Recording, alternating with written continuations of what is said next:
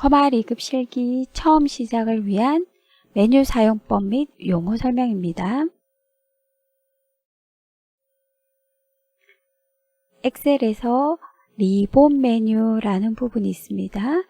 위쪽에 나타나 있는 파일 홈 삽입과 그 아래에 나타나 있는 이 부분 전체를 리본 메뉴라고 부르며, 리본 메뉴는 메뉴 탭과 그 하위 그룹 메뉴로 이루어져 있습니다.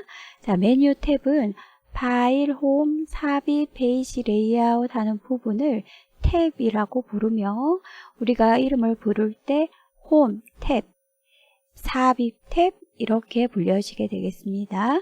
커마 리급 실기에는 홈 탭과 삽입, 수식, 데이터, 개발 도구 탭들이 많이 사용이 되고 간혹 검토 탭이 사용되어지기도 합니다. 해서 하나하나 탭 아래에는 그 해당 범위의 메뉴들이 나타나 있기 때문에 어느 메뉴가 어느 탭에 있는지만 정확하게 구별을 하셔서 작성하시면 되겠습니다. 그 다음 메뉴 탭 아래에 있는 그룹 메뉴도 홈 메뉴 탭 아래 보시면 많은 메뉴들이 나와 있는데, 이 메뉴들도 자세히 보시면 이런 회색 바에 의해서 구분되어져 있는 게 보이실 겁니다. 이 한 블럭을 그룹이라고 부르고, 다시 말씀드려서 이 그룹의 이름은 글꼴 그룹입니다. 그 다음 이 블럭의 이름은 맞춤 그룹입니다. 해서 우리가 메뉴를 설명드릴 때, 공식적인 교재나 수업에서 메뉴를 설명드릴 때 조건부 서식은 홈 탭에 스타일 그룹에 조건부 서식이 있습니다 라고 말씀을 드리면, 홈 탭에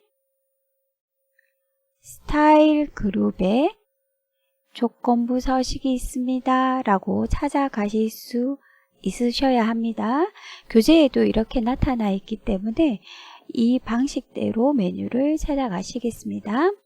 그 다음 위에 탭 버튼 중에 개발 도구라는 탭은 나타나 있지 않은 경우도 간혹 있습니다. 물론 시험 장소에 가면 반드시 나타나 있지만 대개 엑셀이나 내가 연습하고자 하는 곳에 엑셀에 개발 도구가 나타나고 있지 않은 경우가 있기 때문에 개발 도구 메뉴 탭을 보이게 만드는 법 빨리 설명 한번 드리겠습니다. 파일 메뉴 탭을 누르시고 옵션 메뉴로 가셔서 엑셀 옵션 대화 상자에서 리본 사용자 지정을 클릭하십니다. 오른쪽에 기본 탭 설정하는 부분에 개발 도구라는 부분에 저는 체크 표시가 되어 있지만, 혹시라도 체크가 되어 있지 않다면 바깥쪽 메뉴 탭이 안 보이고 계신 겁니다. 자, 이 부분을 체크하셔서 확인 눌러주시면 바깥쪽에 개발 도구 메뉴 탭이 보여지게 되겠습니다. 개발 도구 메뉴 탭이 있어야 매크로 문제와 컨트롤 삽입 문제, 양식 컨트롤을 삽입하는 문제를 해결하실 수 있기 때문에 혹시라도 연습하는 장소에 없다면 개발 메뉴 탭을 보이게 만들고 연습을 시작하셔야 되겠습니다. 그 다음 엑셀에는 이름 상자라는 부분이 있습니다. 이름 상자는 A 머리글 위에는 작은 상자로 마우스를 가지고 가시면 이 이름 상자라고 나타나고, 실제적으로 이름 상자에는 셀 포인터의 위치가 나타나고 있습니다. 자, 그래서 셀 포인터에 A10이라고 입력을 하면 셀 포인터가 그 위치로 바로 이동되게끔 만들 수 있는 부분을 이름 상자, 우리 커마 리급 실기에서는 이름을 정의하시오 라는 문제를 이름 상자를 통해서 해결하실 수 있겠습니다. 수식 입력줄. 수식 입력줄은 열 머리글 위쪽에 있는 흰색 바로 마우스를 갖고 가시면 수식 입력줄이라고 나타나고, 클릭하시면 커서가 들어가십니다. 자, 이 위치는 셀 포인터의 데이터가 원본 그대로, 데이터나 수식이 원본 그대로 보이는 걸로 커마 리급 실기에서는 수식을 입력하실 때 가급적 수식 입력줄에서 작성하시는 걸로 하시면 수월하게 수식을 입력하실 수 있겠습니다. 다음은 잘 아시는 열머리글. 열머리글은 A, B, C, D 문자 형태로 상단에 배치되어 있습니다. 열의 너비나 열 전체에 대한 속성을 지정하실 때 사용하시고, 다음은 행머리글. 행머리글은 왼쪽에 위치하고 있고 해당 행의 높이나 행 전체의 속성을 지정하실 때 사용하시겠습니다. 시트 탭. 자, 엑셀에서 시트 탭을 많이 활용하시지만 커발 시험에서는 주어진 시트를 삭제, 이동하시면 실격 처리가 되어집니다. 그렇기 때문에 시트의 내용만 왔다 갔다 이동하실 때만 활용하시겠습니다. 시트 탭. 그 다음 용어 중에 단축 메뉴라는 말이 많이 나타나는데, 위에 보이는 나타나 있는 메뉴를 리본 메뉴라고 부른다면 마우스 오른쪽 버튼을 눌렀을 때 나타나는 메뉴를 단축 메뉴라고 부릅니다. 근데 이 메뉴를 잘 보셔야 하는 게, 이 메뉴는 위에 보이시는 리본 메뉴 중에 많이 사용하는 자주 쓰는 메뉴들만 나타나 있기 때문에 사실 나타나지 않은 메뉴도 있을 수 있습니다. 그래서 기본적으로 리본 메뉴 위쪽에 있는 메뉴에서 찾으시는 게 원칙이고, 그 다음 자주 사용하고 흔히 내가 잘 아는 기능은 단축 메뉴, 마우스 오른쪽 버튼을 눌러서 단축 메뉴를 이용해서 작업하시면 되겠습니다. 하지만 단축 메뉴는 그 포인터의 위치, 지금은 셀에 있습니다. 셀에 있어서 마우스 오른쪽 버튼 누르면 나타나는 메뉴가 보이실 겁니다. 그 다음 마우스 포인터를 열머리글로 가지고 가서 마우스 오른쪽 버튼을 눌렀을 때 나타나는 메뉴 다릅니다. 그래서 마우스 포인터가 어디에 있느냐에 따라서 메뉴가 다 달라지기 때문에 마우스 포인터의 위치를 잘 확인하시고 마우스 오른쪽 버튼을 눌러서 작업하시는 걸로 정확하게 기억하시면 되겠습니다. 그 다음 엑셀에 또 나타나는 용어 중에 셀 포인터라는 용어를 많이 사용하십니다. 셀 포인터는 많은 셀들 중에 내가 선택한 하나의 셀을 이렇게 초록색으로 표시해주며 이걸 셀 포인터라고 부릅니다.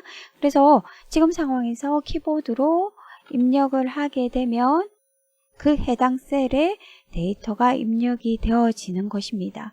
그래서 사실상 엑셀의 시작은 내가 원하는 셀에 셀 포인터를 위치시키는 게 엑셀의 시작이 되겠습니다. 그래서 셀 포인터가 어디 있느냐에 따라서 작업 내용이 달라지기 때문에 작업하는 과정에서 항상 셀 포인터가 어디 위치하고 있는지를 잘 봐가셔야 되고, 찾을 수 없다면 조금 전 배우셨던 이름 상자를 보시면 해당 셀 포인터가 어디 있는지 나타내 줄 겁니다. 그 다음 우리가 셀 포인터 대신에 커서라는 말을 활용하기도 하는데 혼용해서 쓰기도 합니다.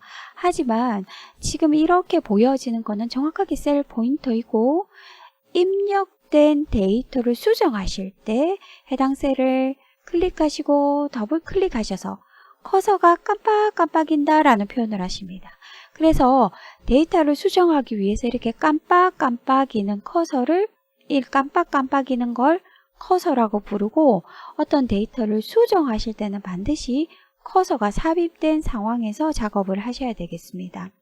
그래서 사실상 어떤 셀을 클릭만 하면 셀 포인터만 이동되는 거고, 그 해당 셀을 더블 클릭하면 커서가 삽입되는 형태입니다. 그래서 항상 셀 포인터가 있는지 커서가 삽입되었는지 확인하는 습관을 들이셔야 되겠습니다. 그 다음 엑셀을 작업하실 때 항상 가장 많이 쓰는 단어가 셀을 선택하세요, 블록 설정하세요 라는 용어를 많이 사용하십니다. 이때 셀을 선택하는 큰 두 가지 방법은 연속된 영역을 선택하는 법, 그 다음 띄엄띄엄 떨어져 있는 불연속된 영역을 선택하는 법, 두 가지를 아셔야 되는데, 연속된 영역은 드래그를 통해서 선택을 하십니다. 왼쪽 위에서 수평 아래로 선택하시는 게 원칙입니다. 보통 대각선으로 움직여 가시는 경우 있지만 수평 아래로 선택하시는 걸 권해드립니다. 방향에 따라서 업무가 제대로 진행 안 되는 경우도 있기 때문에 수평 아래로 선택하십니다. 그 다음 띄엄띄엄 불연속된 데이터를 선택하실 때는 컨트롤 키를 활용하십니다. 제일 먼저 선택하는 건 클릭, 그 다음 띄어서 선택하실 때는 컨트롤 클릭 누르십니다. 그 다음번에도 새로운 거 띄어서 선택하실 때는 컨트롤 클릭, 그 다음에 띄어진 연속된 영역을 선택하실 때는 컨트롤을 꾹 누른 상태에서 드래그 하십니다. 해서 떨어진 영역을 선택하시는 방법은 컨트롤 키를 사용하시는 겁니다. 업무를 하실 때 좀 스피디하게 속도를 조금 높여서 작업하고 싶다 말씀하실 때 우리는 이런 블럭, 영역을 선택하는 걸 빠르게 작업하셔야 조금 업무 속도를 빠르게 진행하실 수 있습니다. 연습이 많이 필요한 부분이기 때문에 용어와 컴퓨터를 통해서 연습을 하시면서 익혀가시는 걸 권해드리겠습니다. 엑셀 처음 시작을 위한 메뉴 사용법 및 용어 설명이었습니다.